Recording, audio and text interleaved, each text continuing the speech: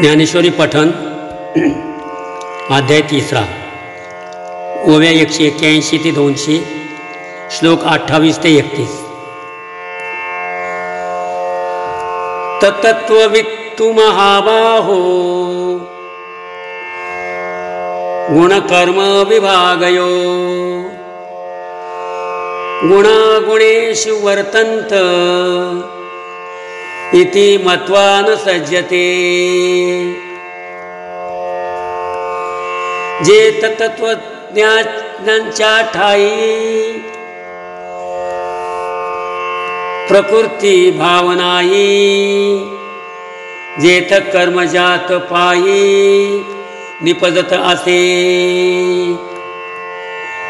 ते देहाभिमानु सांडुनी गुणकर्मे ओलांडुनी साक्षीभूत हवनी वर्तती देही। म्हणून शरीरी जरी होती तरी कर्मबंधना तळती जैसा का भूत चेष्टा गबसती गीपवेना। प्रकृतेर गुण सम्मूढा सज्जन्ते गुण कर्मसु तान कृष्ण विदो मंदा कृष्ण विन्न विचालयत। एथ कर्मितोची लिंपे जो गुण संभ्रमे घेपे प्रकृतीचे नि आटोपे वर्ततो असे। इंद्रिये गुणधर्माधारे राहटती निज व्यापारे ते परम कर्म बलात्कारे आपादिजो। मयि सर्वाणि कर्माणि संन्यास्यादात्म चेतसा निराशीर निर्ममो भूत्वा युध्यस्व विगत ज्वर। तरी उचिते कर्मे आघवी तुवा आचरुनी मजार फावी परिचित्त वृत्ती न्यासावी आत्मरूपी। आणि हे कर्म मी करता का आचरुनी या अर्था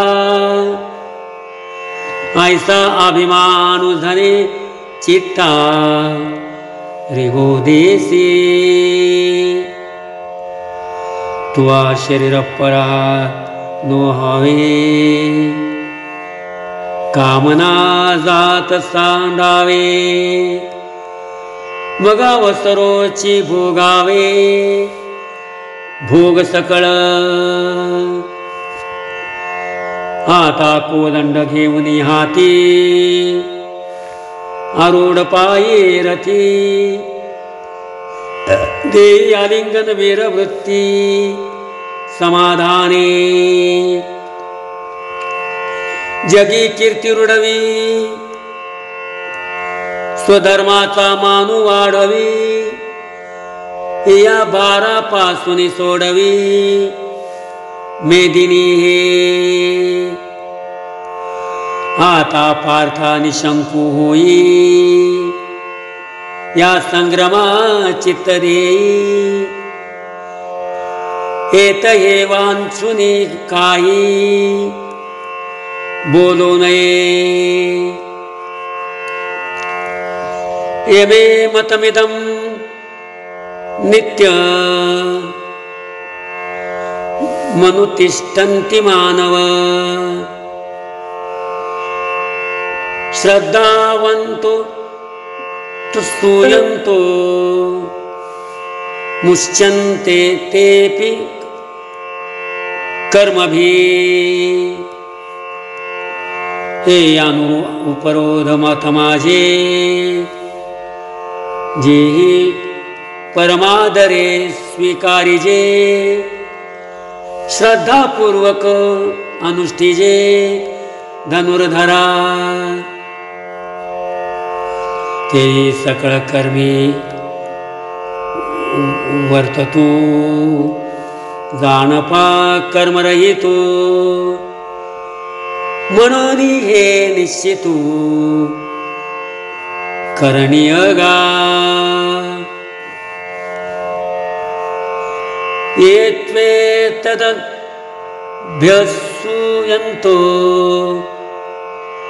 नानुतिष्ठन्ति मे मतम् सर्वज्ञान विमूढास्ता न विधीनष्ट न चेतसा ना तरी प्रकृती म्हणतो हवनी इंद्रियाला देऊनी जे हे माझे मत अवेरुनी ओसंडती जे सामान्यत्वे लेखिती अवाज्ञा करुनी रेखती काहा अर्थवादू म्हणती वाचाळपणे ते मोह मदिरा भुदले विषावेकी घायरले अज्ञान पंखी बुडाले निभ्रांतमानी देखई शवाच्या हाती दिदले जैसे रत्न कावाया गेले ना तरी जात्यांदा पाहले प्रमाण नोहे का चंद्राचा उदयो जैसा उपयोगा नवचे वायसा मूर्खा विवेको हा तैसा रुचेलना तैसे जे पार्था विमुखया परमार्था तयासी संभाषण सर्वथा करावेना हा म्हणून तेन मानिती आणि निंदाही करू लागती सांगई पतंग काय सांगती प्रकाशाते राम कृष्ण हरी।